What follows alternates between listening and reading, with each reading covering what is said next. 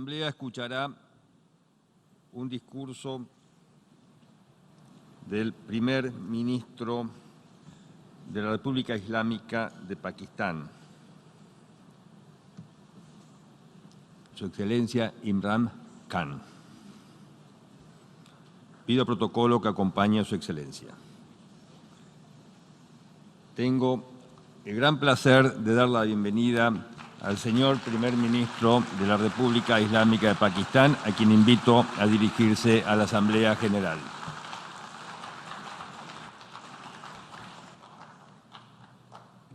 Bismillah ar-Rahman ar-Rahim. Iyyaka na'budu wa iyyaka nasta'in. Mr. President, Honorable Secretary General, Excellencies, ladies and gentlemen, I feel honored today to represent my country at this Forum of World Leaders, where we have a chance to discuss problems that the world is facing. I want to talk about a lot of problems, but just 4 today. And I especially came to this forum despite a difficult time in my country, facing challenges. I would not have come, but because I feel that there are some very urgent problems which the world must address. So first of all, I start with climate change. So many leaders have talked about climate change. But Mr. President, I feel that there is a lack of seriousness. Perhaps world leaders do not, some of the leaders who can do a lot, do not realize the urgency of the situation. We have a lot of ideas, but as someone said, ideas without funding is mere hallucination. Pakistan, I'll give you start with my own country. Our country is amongst the top 10 nations in the world which are most affected by climate change. We depend upon our rivers. We are mainly an agricultural country. And 80% of the water in our rivers comes from our glaciers. The glaciers not just on the Pakistani side, even India. The river, the 80% of the water in Ganges and the Indian rivers also comes from the glaciers, from the Himalayan glaciers, Karakoram, Hindu Kush. And these glaciers are melting at quite a rapid pace. We detected already 5,000 glacial lakes in our mountains. And if this keeps going, if nothing is done, we are scared that humans are facing a huge catastrophe. In my country, when my party came to power in the province of KP, we planted 1 billion trees in 5 years. Now we've set ourselves a target of 10 billion trees in Pakistan. Idea being to counter the effects of global warming. But one country cannot do anything. This has to be a combined effort of the world. My optimism comes from the fact that humans, the Almighty has endowed humans with great powers. We can do anything, provided our survival instinct is stirred up. And this is really what I hope that the United Nations will take a lead in this. There must be more emphasis. Richer countries must be pushed. Countries that are responsible for, mainly are responsible for greenhouse gas emissions. They must be pushed because our country contributes minuscule amount to greenhouse gases. So I feel that the United Nations must take leadership in this. My second issue for me right now is even more critical.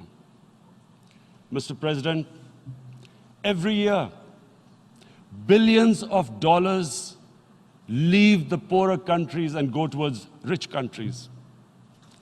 Billions of dollars siphoned off by the ruling elites of the developing world. And they find their way into Western bank accounts, offshore accounts, tax havens, expensive properties hidden behind companies bought in Western capitals. Mr. President, this is devastating the developing world. This is causing more poverty, debts. It's impoverishing the developing world. The difference between rich and poor countries is growing because of this. Money laundering, which happens because money leaves the poorer countries into rich countries, is not treated the same as, for instance, money from drugs or terror financing. The seriousness which terror financing and money from drugs, the way it is treated, it's not the same. The way the poor countries are being plundered by their elites. It's not happening. In my country, when I took charge of our government a year back, in the 10 years preceding that, our total debt went up 4 times. The debt we had accumulated in 60 years, just in 10 years, it went up 4 times. As a result, the total revenue we collected in 1 year, half of it went into debt servicing. How are we going to spend money on our human beings, 220 million people, when half the money is going into debt servicing? Because our country was plundered by the elites, the ruling elite. And easily they could get the money out. And when, Mr. President, we located properties in Western capitals bought by this money through corruption and money laundering, located the properties of these corrupt leaders, we find it so difficult to retrieve it. That money, if we retrieved that money, we could spend on our human beings. But it's so difficult. The laws protecting these criminals. We do not have the sort of money to have expensive lawyers and spend millions and millions of dollars. We need help from the rich countries. And Mr. President, it's critical. The rich countries must show political will. They cannot allow this to happen. How can the poor countries spend money on human development, which the United Nations asks, SDG? How are we going to do it when this money can easily leave our countries? So, unless the rich countries intend to build walls to stop economic refugees coming as we see right now, they must take action. They must take action now. It must be a deterrent. Corrupt ruling elites should not be able to take money out easily and park it into foreign bank accounts and into these properties abroad. And I never understand why. Why do we have these tax havens? Why is this allowed? Why shouldn't rich people pay taxes? Why is it legal to have these tax havens where you have these secret accounts? Because, the world is changing. The population of the world is growing. Sooner or later, you're going to have a crisis if the poor get poorer and the rich get richer. There is going to be a crisis sooner or later. So this is my second point. I hope that the United Nations takes a lead in this. It involves the IMF, the World Bank, Asian Development Bank. They must find a way of stopping this plunder of the developing world. My third point is Islamophobia. There are 1.3 billion Muslims in this world.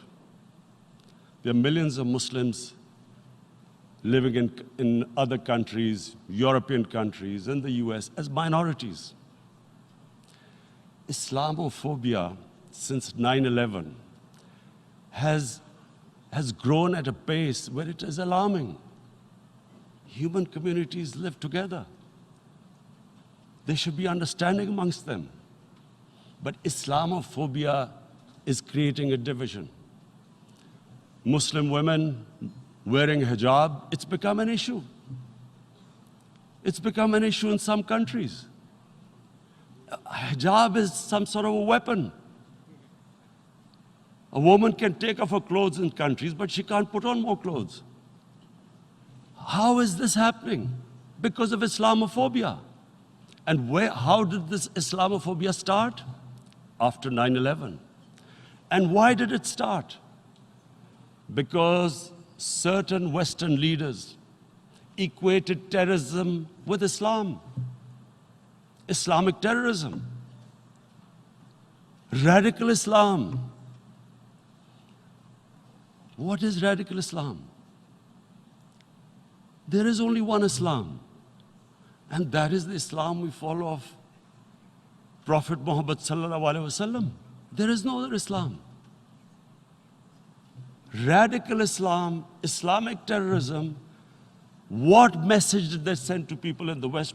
And why is there Islamophobia? How is a person in New York, in the Midwest, in the US, in European capital, how is he going to distinguish between who is a moderate Muslim and who's a radical Muslim? Because terrorism has nothing to do with any religion. This Islamic terrorism, Islamic radicalism, and sadly used by leaders, this has been the main reason for this Islamophobia. And it has caused pain amongst Muslims. We in Muslim countries watch this Islamophobia traveling abroad, and it's getting worse. And may I just say, Mr. President, that in European countries, it is marginalizing Muslim communities. And we all know that marginalization leads to radicalization. Some of the people who ended up as militants in Syria and other places were from marginalized Muslim communities. And my point here is that we must address this issue. I'm sad to say that we Muslim leaders have not addressed this issue either.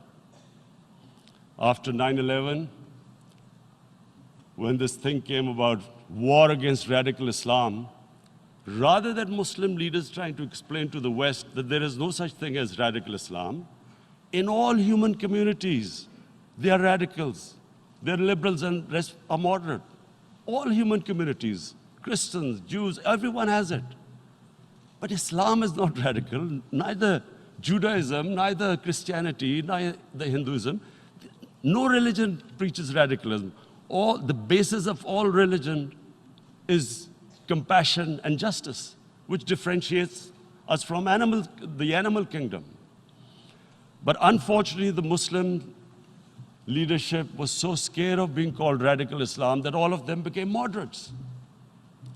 In Pakistan, we were in the eye of the storm, and our government coined a phrase called enlightened moderation. No one knows what it meant, but everyone started putting on Western suits that they were moderates, started speaking. Even those who didn't know English would speak English because they were moderates. No one had a clue what it was, because we, in the Muslim world, did not explain to the West that there is no such thing as radical Islam. One of the reasons why after 9/11, Islam was supposed to be equated with terrorism was suicide attacks. Because the 9/11 bombers did a suicide attack, all sorts of theories came up that the Muslims are involved in suicide attacks because they will get virgin in heavens. Some came up with, what about women, suicide attackers? So this bizarre thing happened. No one explained. Suicide attacks and Islam were equated. No one did research that before 9/11, the majority of suicide attacks in the world were by Tamil Tigers, who were Hindus. No one blamed Hinduism, and quite rightly. What has Hinduism got to do with what desperate people were doing in Sri Lanka? We all know we've seen films about Japanese kamikaze pilots at the end of the Second World War doing suicide attacks. No one blamed the religion. But here we were trying to prove we were moderates and not explaining to the West. But the most important thing I wanted to say here today, in explaining this Islamophobia, Mr. President, and I feel it's very important because I've spent, because of I played professional sport in England, I spent a lot of time there. So I know how the Western mind works and how West views religion. So where the misunderstanding about Islam came. And one of the reasons it caused Islamophobia. That was, in 1989, this book was published, maligning, insulting, ridiculing our Prophet Muhammad sallallahu alaihi wasallam. And there was a reaction in the Muslim world. The West couldn't understand what was the problem. Because in the West, because I have spent so much time in the West, religion is perceived completely differently. They don't look upon religion like we do. And so, Islam was supposed to be an intolerant religion. It was against freedom of expression. And Islam took a real beating 30 years ago. I still remember it became a watershed. And every 2 or 3 years, someone would malign our Prophet, peace be upon him. There would be a reaction by the Muslims. And again, it was Islam, an intolerant religion. Again, this time, I blame a certain section of the people in the West who deliberately provoked this, knowing the impact it would have. But the majority of the people in the West didn't understand. This is where, again, Muslim leadership let the Muslims down. We should have explained to them what our Prophet, peace be upon him, means to us. So in 1 minute, I'll try and explain what he means to us. Our Prophet was the witness to the divine book, the Holy Quran. The Holy Quran is the book of guidance for Muslims, and the Prophet's life was living the Quran. He was an example of what the Quran guided us to be. So he is the ideal we all try to get to. The Prophet created the state of Medina, the first state in Islam. That state was the basis of a Muslim civilization which became the predominant civilization for the next 700 years. And what was that state? I hear such strange things about Islam, that it is against women, it's against minorities. The first state of Islam in Medina, it was the first time a welfare state was set up. The state took responsibility of the weak, widows, orphans, poor people, handicapped. It taxed the rich, spent the money on the poor. The state announced that all human beings are children of Adam, hence equal, whatever the color of their skin. The state announced, the Prophet announced that, and slavery, the whole system depended on slavery as it did for many years in the Western societies. The Prophet said that one of the greatest deeds is to free a slave. But because the society depended on slavery, he said, but if you have to, treat them as an equal member of the family. And as a result, something happened in a Muslim world which hasn't happened in any other civilization. Slave dynasties appeared. Slaves became kings. The Mamluks, slaves who ruled Egypt. In India, there were slave dynasties. And then, with minorities, again, you hear that Islam is supposed to be against minorities. Let me just make this clear. In Islam, the Prophet announced that everyone was free to practice his religion. It was a sacred duty to protect the places of worship of all religions. He announced that every person is equal in front of law, whatever his religion or his color. And this incredible case, and I always quote this, that the fourth Khalifa, the head of state of Medina, he lost a court case against a Jewish citizen. So, number one, it showed there was a rule of law, no one was above law. And number two, that a Jewish citizen was an equal citizen. So, Mr. President, when a Muslim society is unjust to its minorities, it is going against the religion of Islam and our Prophet, peace be upon him. So, it is important to understand this. The Prophet lives in our hearts. When he's ridiculed, when he's insulted, it hurts. As we human beings understand one thing, the pain of the heart is far, far, far more hurtful than physical pain. And that's why the Muslims react. And I always thought that if I ever had the stage, I would try and explain this to the world community, especially to the Western community, because having lived in the Western community, people didn't understand this. When I first went as a teenager to England, there was a comedy film on Jesus Christ. It's unthinkable in Muslim societies. So we need to explain that, look, in a human community, we must be sensitive to what causes pain to other human beings. We have, in the Western society, and quite rightly, the Holocaust is treated with sensitivity because it gives the Jewish community pain.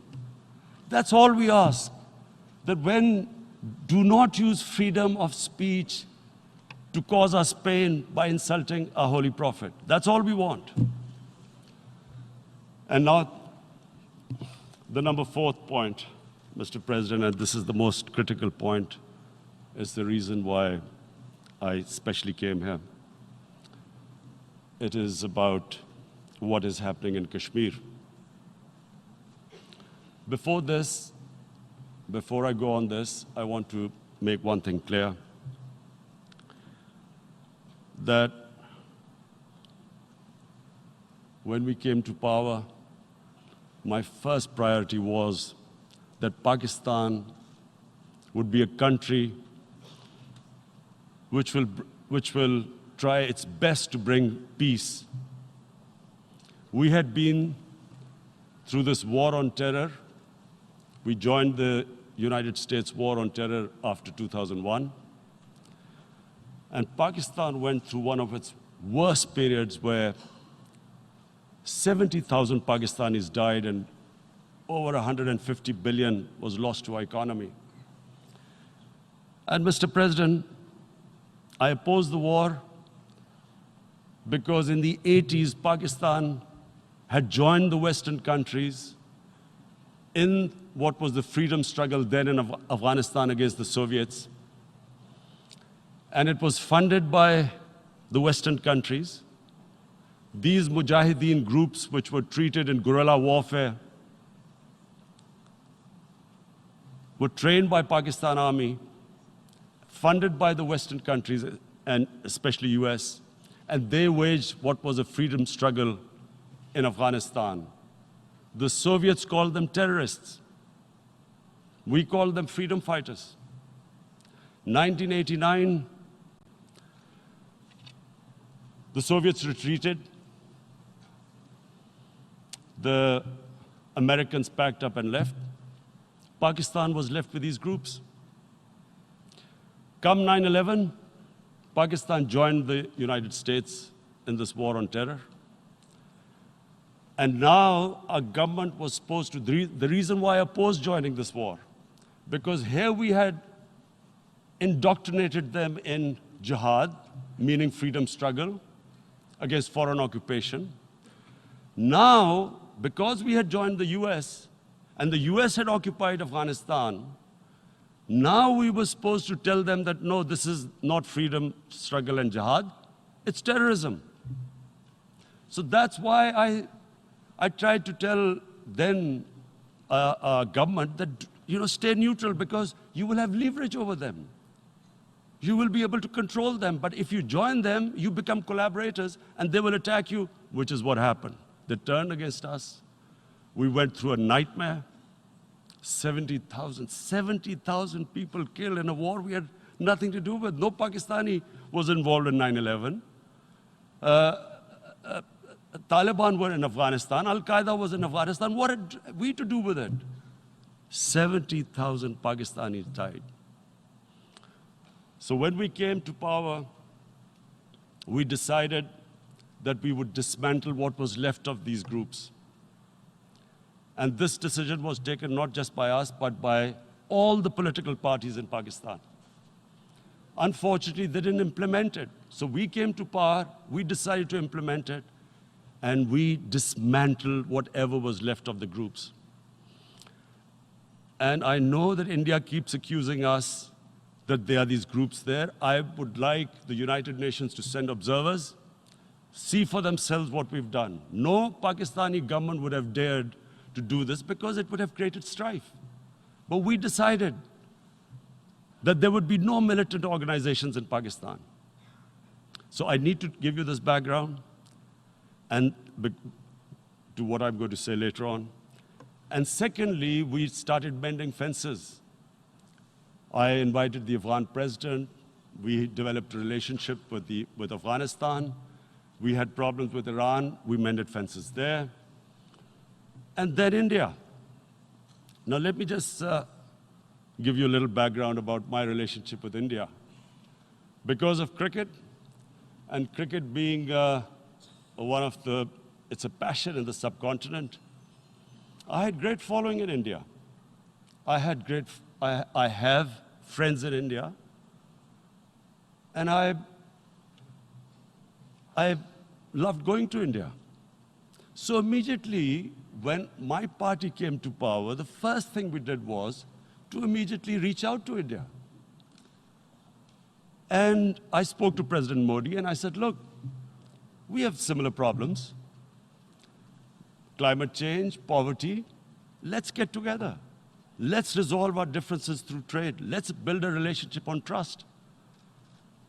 Prime Minister Modi told me that, there were terrorist attacks from Pakistan. I said, we have problems with you. There are terrorist attacks which we know are instigated by India in Balochistan.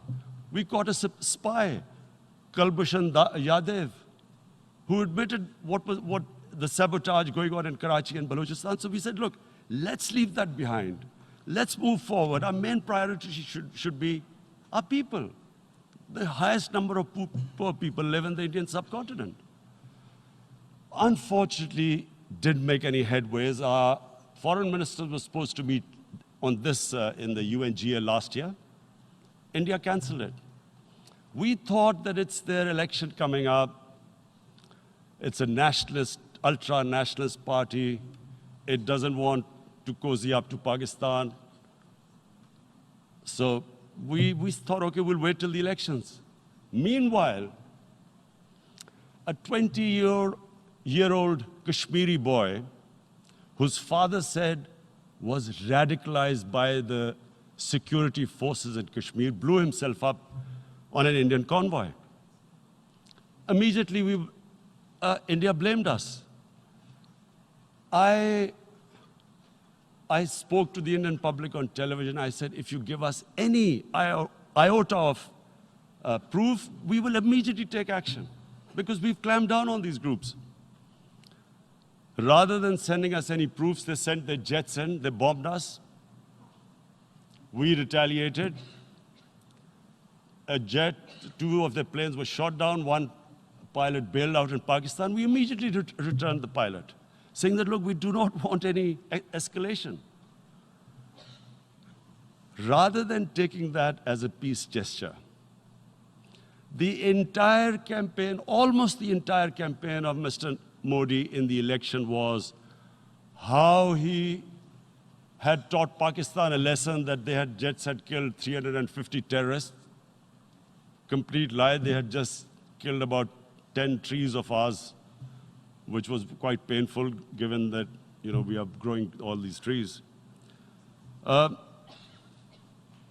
He then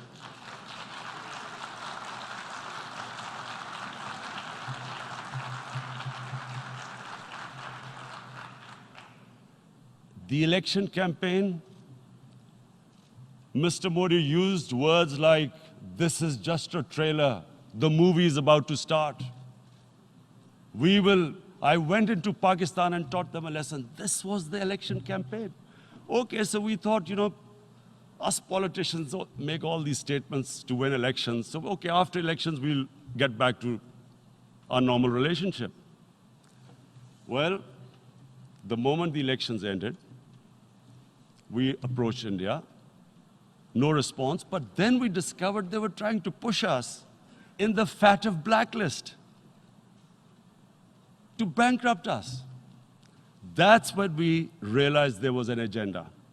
And that agenda became obvious on the 5th August when India went against 11 United Nations Security Council resolutions, which say that Kashmir is a disputed territory and the people of Kashmir have the right of self-determination. They went against that. They went against Simla Accord, which is about bilateral, sorting out our differences through bilateral means, went against that. They actually went against the Indian Constitution. Illegally, they revoked Article 370, which gave Kashmir the special status.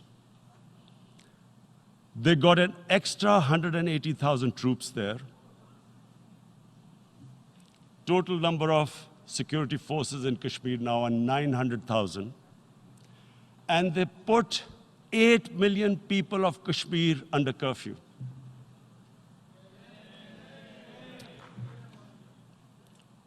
Mr. President, now I just briefly want to make the people understand, how can anyone do something like this? And for that, I have to explain to you what is RSS. RSS, Mr. Narendra Modi is a life member of RSS. RSS was an organization that was inspired by Adolf Hitler and Mussolini, came about in 1925. They believed in racial purity, racial superiority. They also believed they were an Aryan race like the Nazi believed they were an Aryan race. All that I'm saying can be verified. This is the time of information revolution. You can Google all this, what I'm saying. But it is very important for me to explain this to you so you know what is happening in India. This RSS believed in the ethnic cleansing of Muslims from India. At one point, there was racial superiority of the Hindu race. Secondly, it was hatred for the Muslims and for the Christians, because they believed that this golden age of Hindu civilization was stopped because of Muslim rule centuries back and then the British rule of India. So it was racial superiority and hatred for Muslims and Christians. This is openly stated. You look at the founding fathers of RSS, Golwalkar and Savarkar. Just Google them and you'll find out. And this ideology of hate is what murdered the great Mahatma Gandhi in 1948. It was this ideology of hate that made Narendra Modi in 2002 do a pogrom against Muslims in Gujarat when he was the chief minister. He allowed 3 days for these RSS goons who were inspired by the Hitler brown shirts. They actually wear brown shirts. This RSS, the Congress Home Minister gave a statement that in RSS camps, terrorists are being trained. And these terrorists butchered 2,000 Muslims and 150,000 Muslims were made homeless. Narendra Modi could not travel to the US because of that. And I need to make you understand this background before I explain to you that what sort of a mindset would lay siege to 8 million people with 900,000 troops. Women, children, sick people, locked in as animals.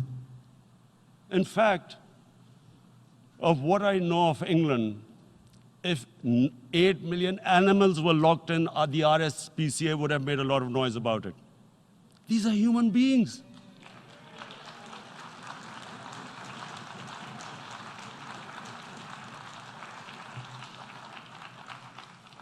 And Mr. President, what comes with racial superiority, these illusions of Aryan superior race, is arrogance.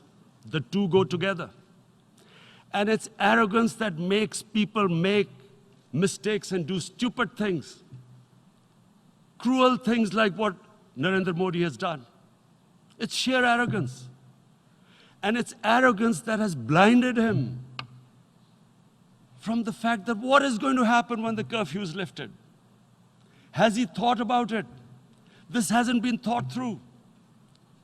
What is he going to do when he lifts the curfew? Does he think that people of Kashmir will quietly accept the status quo because India has changed the constitution and taken away the special status? They'll accept that? Mr. President, 100,000 Kashmiris have died in the past 30 years because they were denied the right given by the United Nations, the right for self-determination. 100,000 have died and 11,000 women have been raped. There are 2 United Nations human rights reports on this. The world hasn't done anything because India is a huge market, 1.2 billion people. Sadly, the material prevails over the human. But this has serious consequences. Again, I repeat, that's why I'm here. Look, what is going to happen when the curfew is lifted will be a bloodbath. The people will come out. There are 900,000 troops there. They haven't come to, as Narendra Modi says, he's done this for prosperity of Kashmir. This is supposed to be for the development. These 900,000 troops, what are they going to do when they come out? There'll be a bloodbath. Has he thought it through what happens then? Mr. President, has anyone thought that what happens when there is a bloodbath? What do you think the impact will have on people of Kashmir? What do you think they will think? The way they have been boxed in their houses, treated like worse than animals, no rights. Thousands of all the political leadership has been arrested, taken out of Kashmir. Even those Kashmiri leaders who were pro-India have been taken out. 13,000 boys have been picked up and taken to God knows which destinations. So what do they think? What will the people of Kashmir do when they lift the curfew? They will be out in the streets. And what will these soldiers do? They will shoot them. They've already used pellet guns, blinded young boys. In the last 6 years, the 5 years, the oppression that has gone on in Kashmir. And so, Kashmiris will be further radicalized. Mr. President, there will be another Pulwama.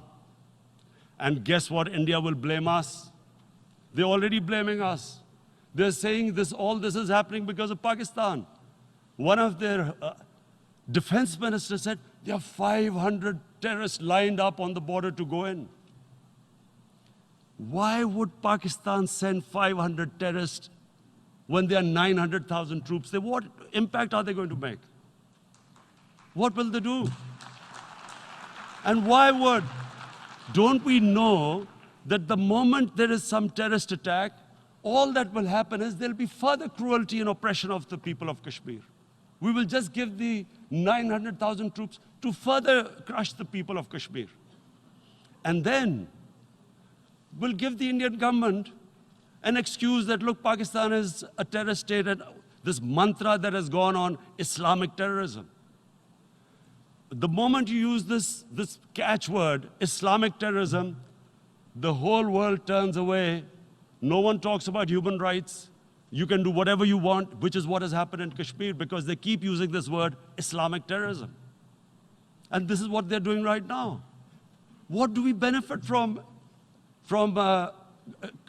further increasing the cruelty on the people of Kashmir?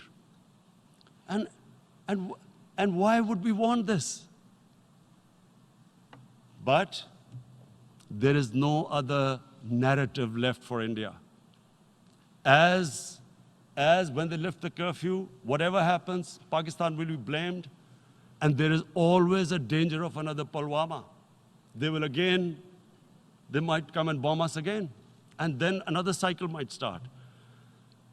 And what does Narendra Modi think? That 180 million Muslims of India are thinking right now. Aren't they watching these Kashmiris stuck inside for 55 days they've been stuck in? Aren't they watching? What do you think? Don't you think that the Muslims will be radicalized in India? And I'm talking about 180 million people. And when they get radicalized, there will be some incident in India somewhere down the line. Again, we will be blamed. And I'm warning you right now, again, we will be blamed. And Mr. President, what about 1.3 billion Muslims who are watching this?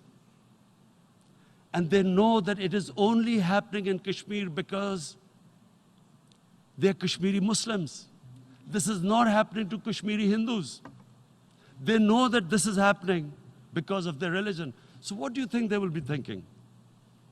What do you think the Jewish community would think if they were, forget 8,000 Jews stuck like this? What do you think Europeans would think? What do we think? I mean, any human community, if their members are stuck like that, what do you think they will think? Are we a children of a lesser God? Is it not going to cause us pain? And then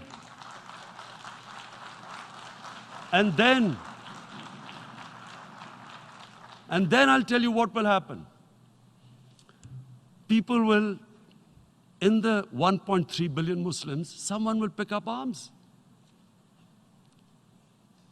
I know we've been brought up with films, Western films. This good, decent guy doesn't get justice. he decides to pick up a gun and start seeking justice. There was a film made in New York, famous film called Death Wish. This guy gets mugged by and his family, his wife gets killed or something. He can't get justice.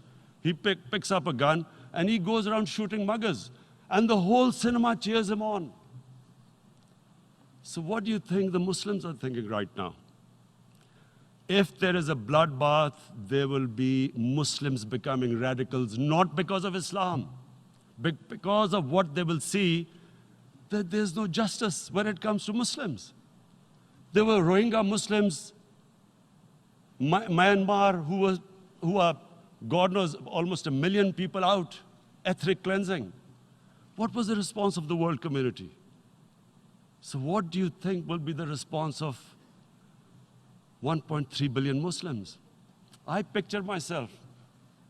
I'm in Kashmir. I've been locked up for 55 days. I have heard about, and there are rapes, Indian Army going into homes, soldiers. Would I want to live this humiliation? Would I want to live like that? I would pick up a gun. You're forcing people. You are forcing people into radicalization. When people lose the will to live, what is there to live for? And this is what, if you can do this to human beings, you are actually radicalizing people. And so, Mr. President, I want to repeat here, this is one of the most critical times. There will be a reaction to this. Pakistan will be blamed. 2 nuclear-armed countries will come face to face like we came in February.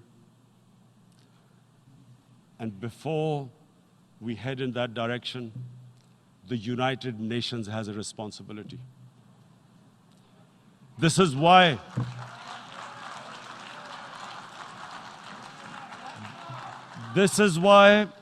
the United Nations came into being in 1945. You were supposed to stop this happening. I feel we are back to 1939, Munich. Czechoslovakia has been taken, annexed. What is the world community going to do? Is it going to appease a market of 1.2 billion, or is it going to stand up for justice and humanity?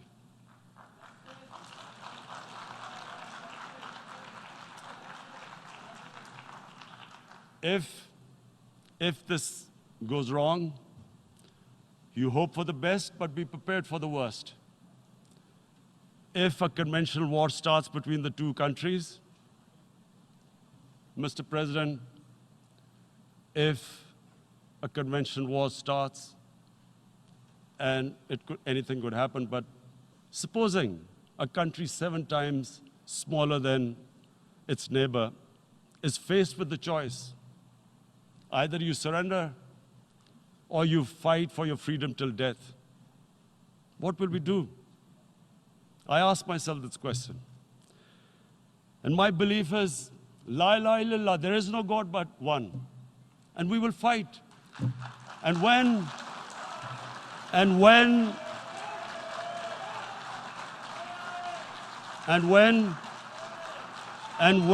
a nuclear-armed country fights to the end, it will have consequences far beyond the borders. It will have consequences for the world, which is why I repeat I'm here. Because I'm warning you, it's not a threat. It's a fear, worry, that where are we headed? And I've come here to tell the UN, you've got to, this is a test for the United Nations. You are the one who guaranteed the people of Kashmir the right of self-determination. They are suffering because of that. And this is the time. This is the time not to appease like in 1939 appeasement took place. This is the time to take action. And number 1 action must be that India must lift this inhuman curfew, which has lasted for 55 days. It must free all political prisoners, and especially those 13,000 boys that have been picked up. Parents don't know where they've disappeared. And then the world community must give the people of Kashmir the right of self-determination. Thank you.